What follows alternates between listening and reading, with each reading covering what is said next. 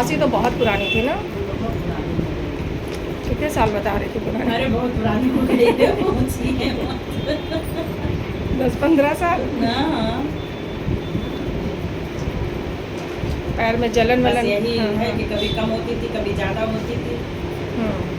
वैसे सर्दी जुकाम में तो हो ही जाता है थोड़ा बहुत, ये तो कोई बात नहीं, लेकिन 24 घंटे वाली जो थी।